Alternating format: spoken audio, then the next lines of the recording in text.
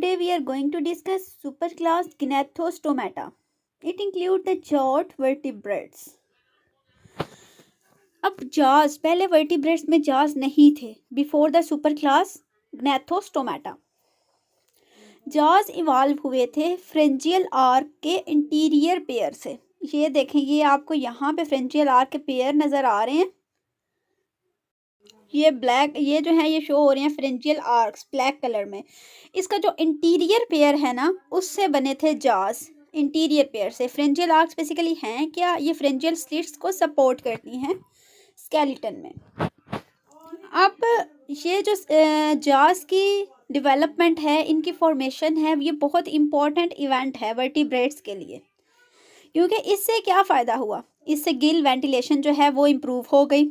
इससे जाज बन गए. जाज का तल्लक किससे है, फीडिंग से है. ठीक है, तो फिर डिफरेंट फीडिंग मैकेनिज्म्स इवॉल्व हो गए, डिफरेंट फीडिंग स्ट्रेटजीज इन्वॉल्व हो गई, जिसकी वजह से जो स्पीशीज़ हैं अगर उनको फीडिंग अच्छी मिल रही है तो वो ऑफस्प्रिंग भी ज़्यादा प्रोड्यूस करेंगी. ठीक है, जिसकी वजह से फिशेज़ जो हैं वो स्प्रेड कर गई डिवोनियन पीरियड में. अच्छा, अब दूसरा जो हम मोस्ट इम्पॉर्टेंट इवेंट कंसीडर करते हैं ना फिशेज़ की एवोल्यूशन में, वो है पेयर्ड अपेंडेजेस. पहले जाज की एवोल्यूशन वर्टिब्रेट्स में और सेकंड पेयर्ड अपेंडेजेस की एवोल्यूशन. अब जो पेयर्ड अपेंडेजेस हैं, इनकी एवोल्यूशन जो है उसके बारे में काफ़ी साल तक कोई पता नहीं था. ठीक है, और जब पेयर्ड अपेंडेजेस नहीं थे तो फिशेज़ जो हैं वो स्लगिश थी, यानी वो स्लो मूविंग थी और वो बेसिकली बॉटम में रहती थी.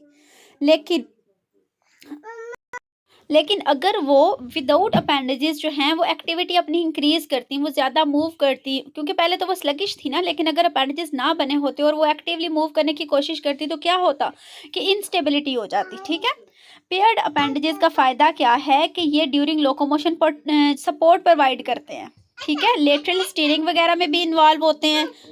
अब हम ज़रा पेयर्ड अपेंडेजेस की लोकेशन देख लेते हैं. पेक्टोरल फिन्स जो हैं वो बिहाइंड द हेड हैं. पेल्विक फिन्स जो है वो वेंट्रल साइड पे हैं और वेंट्रली और पोस्टीरियर साइड पे. ठीक है, आप कह सकते हैं कि वो पीछे की तरफ लोकेट करते हैं ventral pelvic fins ventral side पे. ठीक है, और मॉडर्न बोनीफिशेस में क्या है कि पेल्विक फिन जो हैं वो पेक्टोरल फिन्स के बिल्कुल पीछे हैं.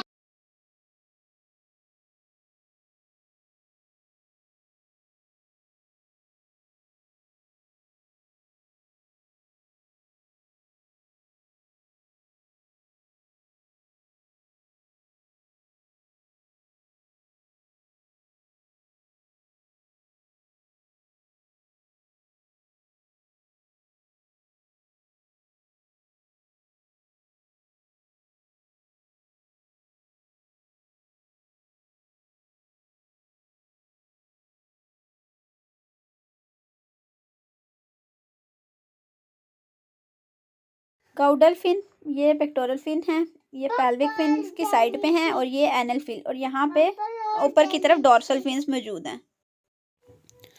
अब ये तो जहाज और पेयर्ड अपेंडेजेस की एवोल्यूशन थी ना, इससे अर्ली फिशेस की लाइफ में बहुत ज़्यादा डिफरेंट चेंजेस आ गई.